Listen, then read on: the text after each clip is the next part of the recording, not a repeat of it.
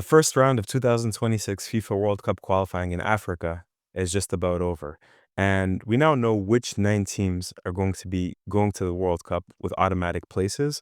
So let's recap matchday 10 coming up next on the African Five-A-Side podcast. Hello, welcome back to another episode of the African Five-A-Side podcast. I am Maher Mezahi. I'm hosting this, and as always, this is brought to you by africaasaCountry.com. This upcoming week on Africa as a Country, for the first time, I'm going to preview a few pieces. We're going to have an article from Omar Kabej about the Gen Z 212 protests in Morocco, where people were shouting, "We don't want the World Cup. We want healthcare and education." So there were spontaneous protests that broke out in Morocco that have kind of died down now. About those two sectors in particular, education and healthcare, and eventually they've sort of fizzled out, but we don't know what the next moves are going to be. And then also we're going to have an on-the-ground report from Alasdair Haworth about Cape Verde's qualification from Praia, a snapshot from Praia, sort of. So if you're interested in any of those two articles, and I know every single one of you, if you watch this show, you will be interested in both of those articles, and please check out Africa as a Country this upcoming week for those articles. A link to the website in the description below. But if you're just here to recap this week's World Cup qualifying action, then obviously you've come to the right place. And we're going to start with Group C action, or not Group C action, Group D action between Cape Verde and Eswatini. Cape Verde won this match 3-0. And in typical Cape Verde no stress fashion, remember, no stress, we learned, is the motto for the Cape Verdean nation. People didn't really show up until about like halfway through the first half. That's not true. The stadium was not full until halfway through the first half. I don't know if that was a fluidity problem at the gates, but that was something I was kind of a little bit surprised about. And actually, just from speaking to people there, from reading about reports, it does seem like people are not completely football mad in Cape Verde, or at least they don't express it the same way we would express it in North Africa. Where there would have been like, people would have been in the stadium 8 hours prior to kickoff in some countries in North Africa, which is fine. We don't have to all express our passion the same way. But I thought that was curious. I didn't really think that there were too many clear-cut chances in the first half between Cape Verde and Eswatini. Remember, Cape Verde came into this match having to win, because if they won, they automatically guaranteed their spot at the World Cup. Again, I'm going to keep repeating a few basic stats, but maybe people are watching this video for the first time, watching this channel for the first time. If Cape Verde won, they would have made it to the World Cup for the very first time. Second smallest nation to ever qualify for the World Cup, only 500,000 people. The country's smallest country by area to ever qualify for a World Cup. If you take the country, you could put it in the USSR 5,000 times. I've read all kinds of little factoids about Cape Verde's possible qualification. We all get how big of a monumental occasion this was for them. And so I thought there would be, again, a lot of urgency, because they have to win, sort of. Because if Cameroon won their match and Cape Verde drew theirs, Cameroon were hosting Angola at home, and Cape Verde drew theirs against Eswatini, then Cameroon would leapfrog Cape Verde, and Cameroon would be the ones taking the automatic qualification to the Americas. So I thought there would be a little bit more urgency, but in the first half, there wasn't that much. Cape Verde had the lion's share of possession, but it didn't get up to 60%. It was in the 50s, and they only had 2 shots on target. I thought Eswatini were defending pretty deep, very well. They often had 9 players behind the ball, but even when they recovered possession, they were sort of playing the ball out. They weren't just hoofing it up. Good technical football, in the vein of what we've seen from a lot of South African sides. Southern African football tends to be, in my opinion, some of the most technical on the continent. At halftime, doubt crept in my mind. I wasn't really sure that Cape Verde was going to win this match. I thought, there's a small chance. A small chance that Eswatini could hold on to a draw. I'd still recognize that it was a small chance, but that's why sometimes, watching the match on television and watching it in person is not necessarily the same thing, because I went to Alistair's X.com feed, who, again, Alistair is in Praia. If you don't know who Alistair Haworth is, go watch the previous episode on this channel. He broke down this match in very good detail just a few days ago. He said on his Twitter profile that there was actually a bunch of wind that was blowing against Cape Verde, which it was slowing them down. He was saying, in the second half, they're going to switch sides of the pitch. Obviously, they're going to have the wind at their back, and he thought that was going to make a difference, and I think it did. And that's what playing in Praia is like. That's why a lot of teams struggle when they go there, because it is very windy. Islands tend to be, and not only is it very windy, but there's of course the artificial pitch as well. So that's why it's difficult for a lot of teams to adapt when they go there. Um, but anyways, the second half was much, much different. Instead of less than 60%, they end up with more than 80%, and they end up with I think around 6 to 7 shots on target. Also, perhaps Bubista had the right message at halftime. I don't know what he told his players. I think that would have been a very good questions to ask him in the post-match press conference. But he seemed to have the right message, because in the 47th minute, so just 2 minutes after halftime, there's a goal. And it's Cape Verde that scored, and it's Daniel Livramento again. It's a free kick that's not cleared well in the box, and Livramento scores. I think it comes in, Pico Lopez tries to backheel it, everybody misses it. It's just like very messy, and Livramento sweeps it in. And like for him, that's a goal against Cameroon. He's the one that helped them win in the September window. He's the one that scored the goal in Praia for them to beat Cameroon 1-0. That was the most important match. And then he scores here against Eswatini. He's come up absolutely clutch in these World Cup qualifiers, and I think he's probably nailed his place at least in the squad for the World Cup. I'm not saying he's going to start necessarily, because we're still a ways away. But man, coming up, when your country needs you, that's the best way of ensuring that you're going to be one of the 23 that, I think it's probably more than 23 now, maybe 26 players that's going to travel to the World Cup. And he's not the biggest striker, right? And when you look at his club career, it seems to be fairly average, but he's very fast. And we saw that when he ran away from the Cameroonian defense on the counterattack. And also, he seems to have good goal scoring instincts, as displayed here against Eswatini. I completely forget how Cameroon scored, or how Cape Verde scored their 50th minute goal, the second goal. But I know it was in quick succession. I know it was, I think, Semedo that scored, but I completely forget how. I didn't write it in my notes. Uh, so excuse me for that. But I think Cape Verde,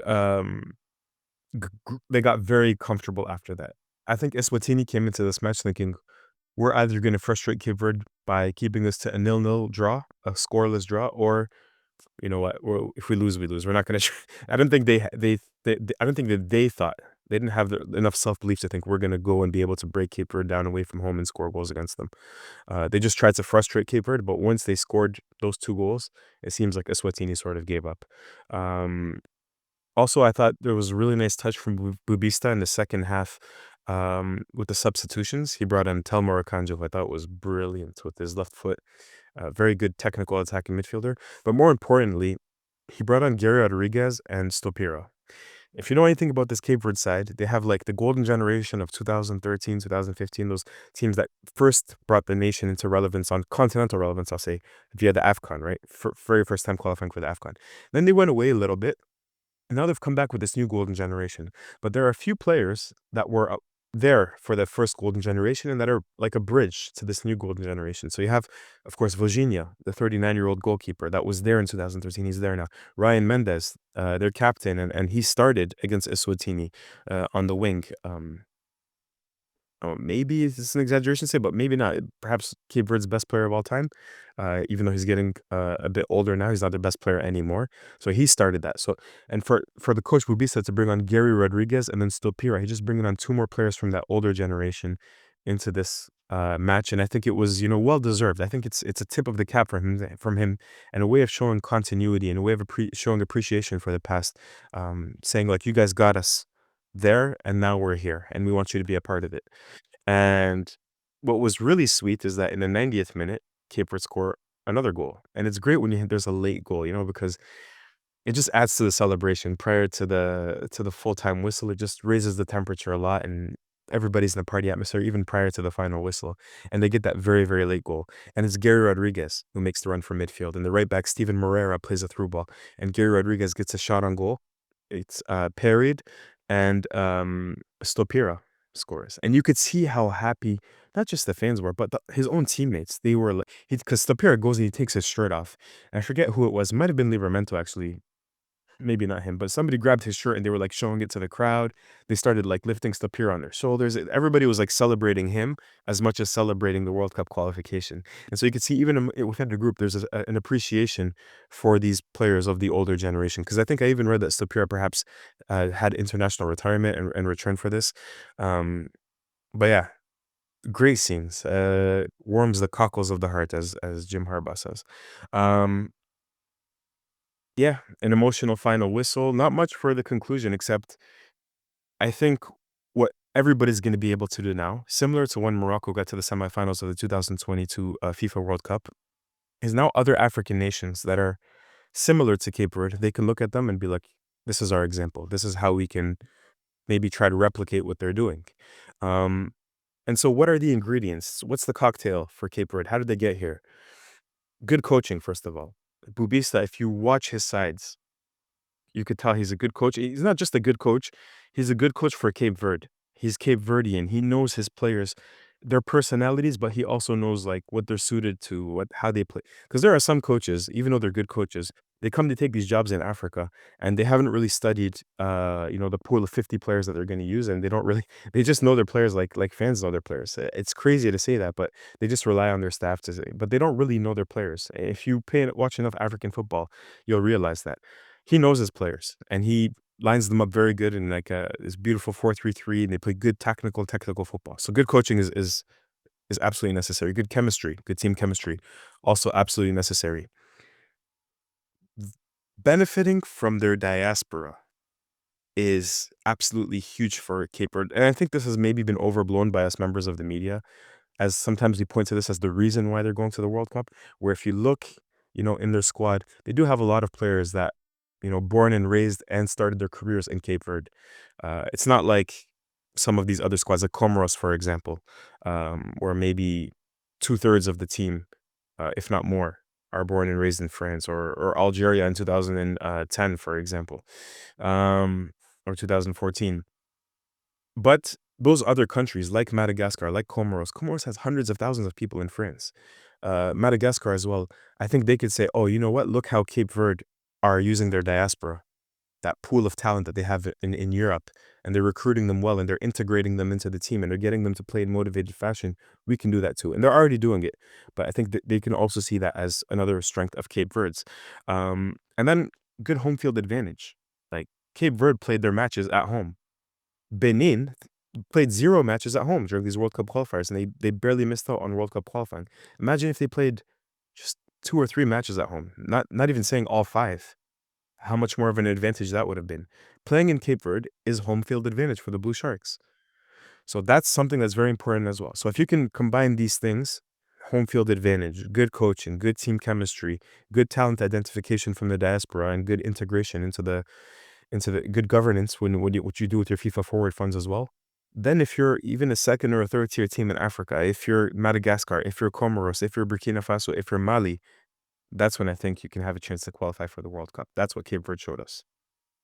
My final thoughts really about Cape Verde is, people were complaining about, the quality of the World Cup decreasing, that, the 48 team World Cup would dilute quality. And I always said that's not going to be the case for Africa, because if you have uh, time to look at, the table, and you look at teams 1 through 9 in Africa, there's very little that separates them.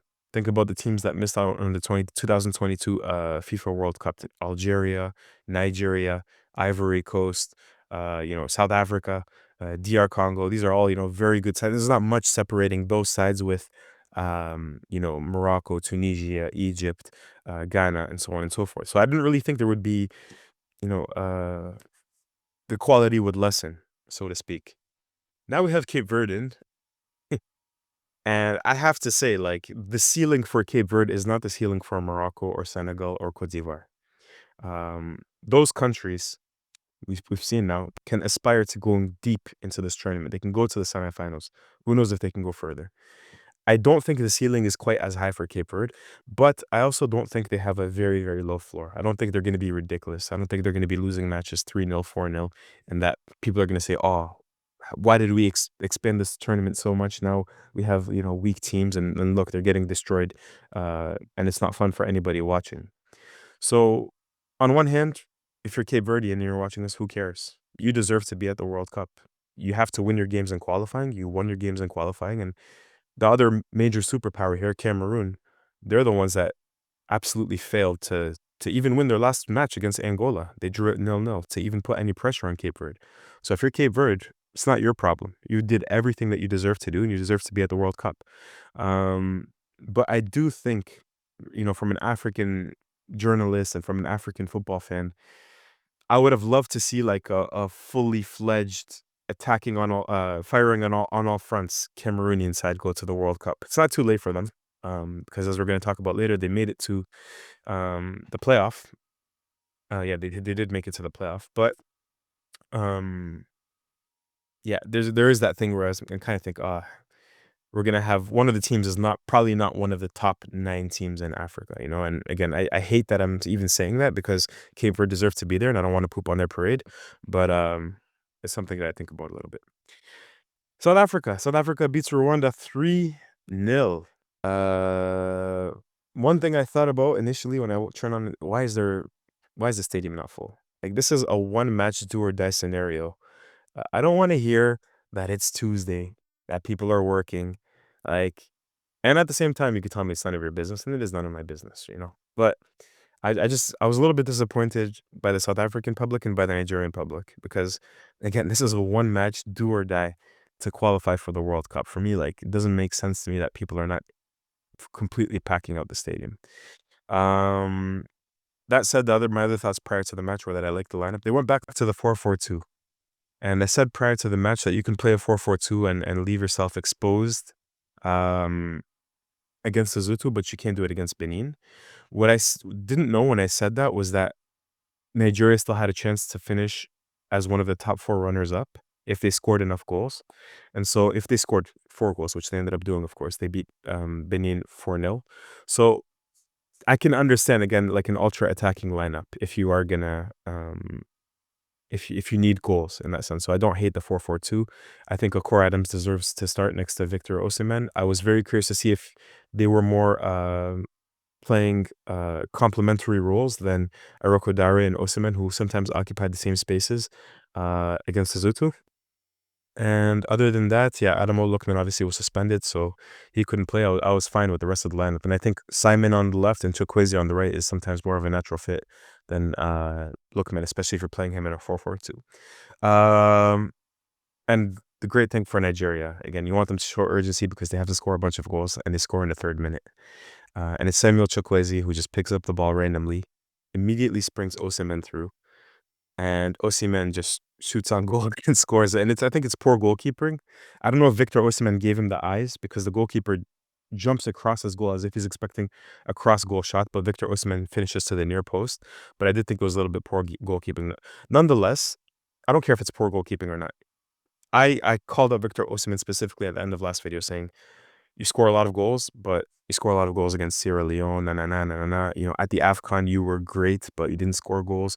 You either need to score goals against the biggest teams or on the biggest occasions, and this is the biggest occasion, so I need you to score a goal. And he responds not just with one goal, he responds with a hat trick. So I don't want to spoil it, but he's like, hats off to Victor Osimhen, and we're going to talk about that more a little bit later.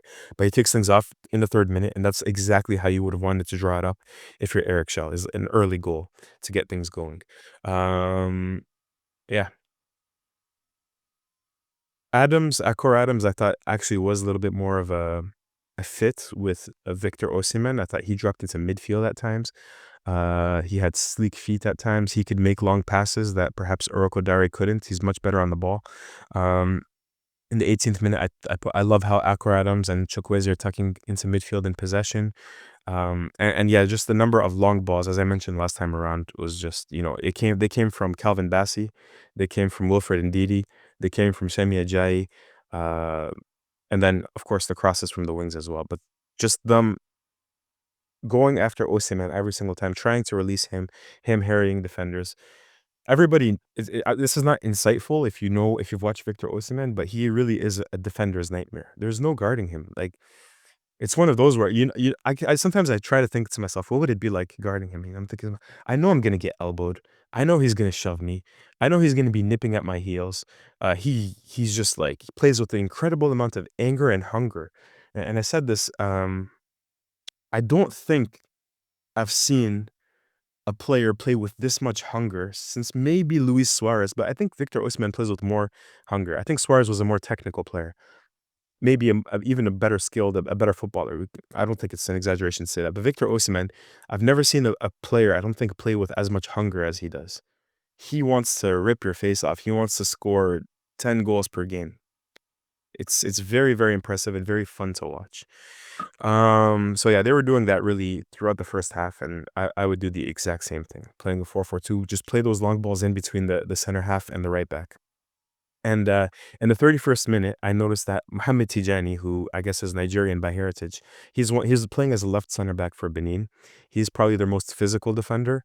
And I noticed in the 31st minute, go back, matches on FIFA Plus if you're in North America, go back and watch when I say minute by minute, and so you could see some of the things that I'm seeing. In the 31st minute, in basketball, we say face guarding Victor Osimhen. What does face guarding mean? It means like he's turning his back to play and just making sure he's stuck on Osimhen like white on rice. So if you're on a set piece and you're a defender, what we're taught as kids, and I'm not a coach obviously, but I've played football, not at a very high level, but this is what you're always taught. You're taught, okay, if you're guarding a set piece, if it's, let's say it's coming from a corner kick on this side, you have to keep yourself at a sort of 45-degree angle where you have, for the peripheral vision, you have one eye on the attacker and one eye on the ball that's coming in, right? And then you adjust. If you don't let them get goal side, if they get goal side, you can attack them when you're defending. If they get behind you, then you can adjust. Tijani was like this. Like, he didn't give a damn what was going on over here, what was going on with the ball. We call it face guarding in basketball. You turn your back to play and you're just completely focused on the man. And I thought that's actually not a horrible strategy. But Victor Osimhen does something that was very intelligent if it was intentional. Because the second goal, he finds a way to get away from Tijani in the 38th minute, right? And it comes from another one of those long balls, Ajayi this time, right? Over the midfield, between the Benin center half and fullbacks. Akor Adams pressures the defender. It goes out for a throw-in. Okay. So Akor Adams is making the run towards Tijani, yeah? And Tijani, I think, kicks the ball out for a throw-in. So all of a sudden, Adams is on Tijani's side, and he occupies Tijani. And Osimhen goes to the other center half, the right center half, right? And Osimhen even just walks past him and it looks like he's talking to his own left back. Looks like he's talking to Zaidou Sanusi. And the right center half, Verdun from Benin, he passes him off to a fullback. Cardinal mistake. I would rather you follow Osimhen out there and send your fullback to, say, temporarily play as a center back. Because what happens is a throw-in is played. Samuel Chukwueze gets his head up, sees Victor Osimhen is on a fullback, plays in a peach of a cross, and Victor Osimhen, 9.9 times out of 10, is going to win that aerial duel against the fullback. He just completely towered over him. Beautiful, thundering header. And the fullback tries to win a cheap free kick, but it was never coming. It was a perfectly clean header. But what I want to know is, did Victor Osimhen pretend to go speak to Zaidou Sanusi, or like, did he just pretend to get away to get on that fullback, to get himself isolated against that fullback, or was he actually having that conversation, or was he pretending to have that conversation to get away from the center half so that he knows he'll be isolated? But heads up play from Chukwueze, playing that ball into Osimhen, getting it over the center halves, and heads up play from Osimhen, getting away from that marking as well. I love that goal, particularly if it was intentional. And Chukwueze, I thought, was really, really good for the entire first half. So I don't know why he was subbed off. I don't know if it was an injury or not, but um, I really, really liked him on the right wing this game, and even against Lesotho as well. So we go into halftime and it's 2-0. Again, you want to start quickly in the second half, and they start quickly in the second half. In the 51st minute, Akor Adams wins a free kick. Moses Simon is on a set piece. He puts the cross in, and the goal commentator even says, "All right, you have to watch Victor Osimhen here. He has a perfect diving header, heads off, I think, both posts and goes in. A beautiful finish." And this is when I asked the question, actually, when is it the last time I watched a player play with this much hunger? Was it Luis Suarez? Like, goal hungry. Even though he's like, he already has 2 in this game. Such a pleasure, such a joy. Again, if you ever have a chance to watch him live, it's even more impressive because you could see how much ground he covers. Um, in the 54th minute, immediately after that third goal, Nigeria is still pressuring. In the 54th minute, Alex Iwobi plays, again, another ball over the top to Adams, squares the ball to Osimhen. The ball is deflected to Moses Simon. Moses Simon gets a low shot off, and it's saved by the Benin goalkeeper, Danjinu. Because I didn't watch this match live. I watched the South Africa match live, right? And I'm asking myself, I saw that they scored a goal in the 51st minute and then they scored in the 90th minute. And I'm thinking to myself, what were those 30 minutes like? Were they showing urgency? Were they going for a third or fourth goal? So here I put, what do the next 30 minutes look like? And not really. It didn't really seem like they knew that they needed 4 goals until like the last 10, 15 minutes of the game. I saw Stanley Nwabali wasting time. I saw when Victor Osimhen gets subbed off. Uh, yes, take your well-deserved plaudits. You deserve the standing ovation. But he just walks off instead of sprinting off. Alex Iwobi, same thing in the 88th minute. And then it just seems like in the last few minutes of the game that Eric Shell is like yelling at his players like, we need another goal, we need another goal. And the goal came, luckily for Nigeria. It's a long ball into Aroko Dare, combines with Teramofi, laid off to Moses Simon. Good cross from Moses Simon, and Onyeka hits it on the volley. And what I saw from the celebrations, the catharsis from those celebrations, seems to indicate that everybody knew they at least needed one more goal. So that's why I kind of don't really understand why they were so lax for things like, walking off when they were for the substitutions and everything. But overall, man, what a game for Nigeria. What a game if you're a Nigerian, 4-0. And now you're in the playoff. And the road is still long, don't get me wrong. You still have to get through the Interconfederation playoff coming up against Cameroon. Your heated rivals, Nigeria, Cameroon. Um, there's also Gabon, probably DR Congo as well. That match is currently going on at the moment. And then besides that, you also have to go to the Interconfederation playoff, even though you're probably going to receive a bye. Still, I would like where I'm at right now if I'm Nigeria. If you can keep Victor Osimhen healthy, I would like where I'm at. So yeah, congratulations to Nigeria. I think Eric Schell justifies his appointment as a coach because he was hired to save our World Cup qualifying campaign. And there was a few hiccups, but he managed to do uh not the impossible, but the improbable, at the very last minute. So I think he deserves a lot of plaudits.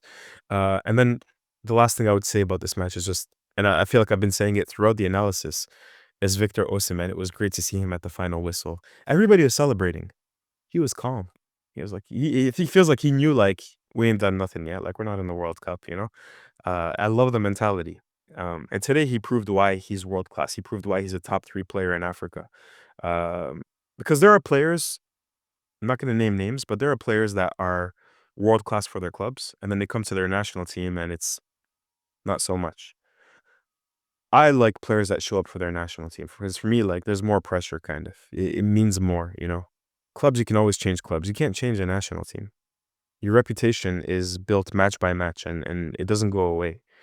Shows real mental strength to perform with your national team, in my opinion. And what he did today is going to be written in history books, and it's going to be legendary. And I already see people saying, if he continues like this, he's going to be remembered as Nigeria's greatest ever striker. Think about what that means. Kanu, Yakini, all of those players, and they're saying Yakubu, and they're saying, no, Osimhen. So yeah.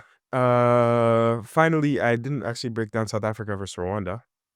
I gotta say that for South Africa, I also liked the starting lineup. I was sort of clamoring for a number 8 alongside Teboho Mokoena, and that's exactly what we got. It was Talent Mbata that played alongside Teboho Mokoena. The other thing was South Africa has to show urgency. And they did. They scored in the 5th minute. It starts with good build-up play. Sipu Mbule finds pockets of space. He releases Aswin. The ball eventually finds its way to Talent Mbata. And this is why I wanted him to start in particular over even Jaden Adams or something. Because Jaden Adams, he gets into the box and he meets crosses. He attacks crosses really well. But Talent Mbata, what I've seen from Pirates, in the CAF Champions League, and then even with South Africa, he can unleash shots from outside of the box. And I was expecting, we said this prior to the match, that Rwanda with Adil Amrish as a coach is going to be sitting in a low block. One of the ways you can defeat a low block, you can cross the ball, you can shoot from outside of the box. Mbata beautifully lines up a shot, hits it with venom, and it's really at the goalkeeper, but the goalkeeper makes a mistake, and that's why you take those shots. Shoot or shoot, I like to say. You miss all the shots you don't take, right? And so I think such a relief for South Africa to score that first goal. And it took a huge weight off of their shoulders. And it forced Rwanda to not sit in the low block. And that's why in the 25th minute, when South Africa scores their second goal, look, Rwanda's attacking, and the move starts as a counterattack. And there's a lot of good play, the interplay between, there's a long ball to Makopa, who was great all day with laying the ball off and link up play. He lays it off, I think, to Mbule and then Apolis and then Makopa and then Modiba. There's a beautiful link up play. And eventually the ball pops out to Makopa, who lays it off to Apolis, and he just, with a sweeping shot, finds the opposing corner. And this is like a typical South Africa goal. Again, I said this like a few months ago.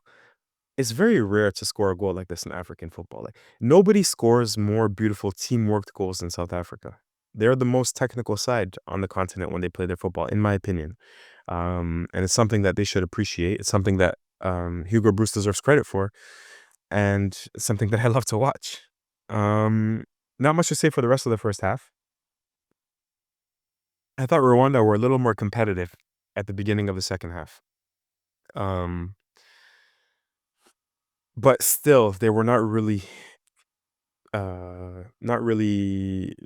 besides one or two spectacular efforts, they were not really, I think, threatening South Africa's goal too much. In the 67th minute, you had that tic-tac-toe passing again from South Africa. Ball falls to Nkota, who, I think it goes from Makopa to Nkota. He shoots it on low on the ground. There's a good leg save, and Mudau has a rebound that he fires just wide. That should have been 3-0.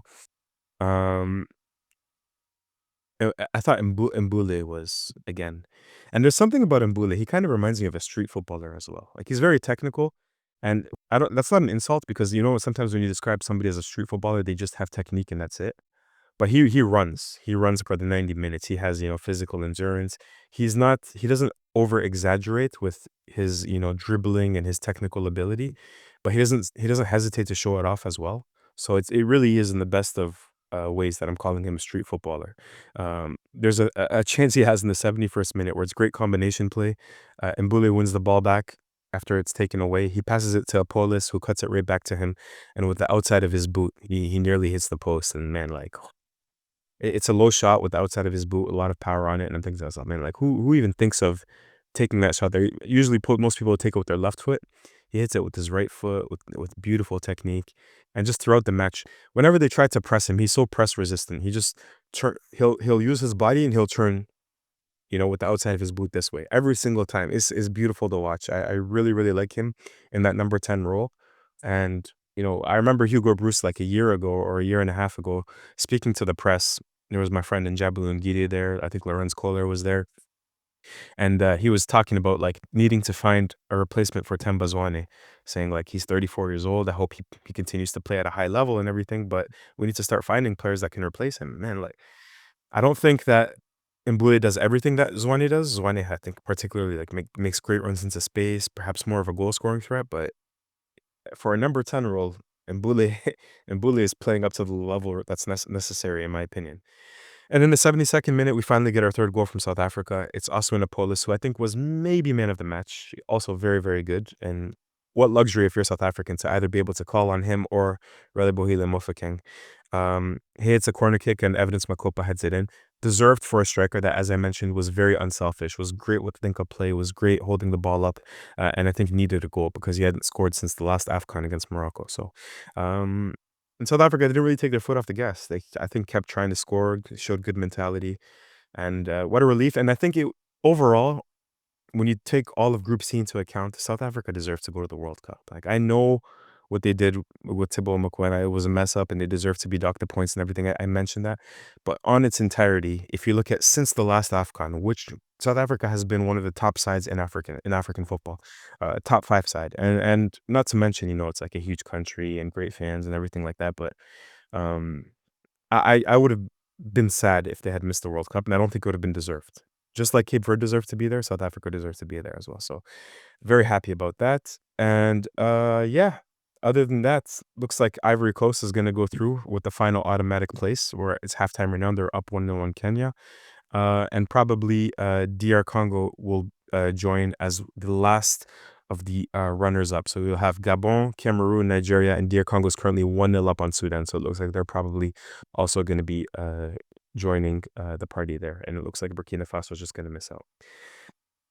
That's it. I can't believe the World Cup qualifiers are done. We'll leave it there for now. If you've enjoyed this video, please leave a thumbs up. Please comment on which matches you watch if you have any thoughts about any of the matches yourself. And we're going to speak soon, maybe going team by team, breaking them down. And yeah, still a lot to come on the African 5-Side podcast. So do subscribe, do like, do comment as mentioned. Take care, all, in peace.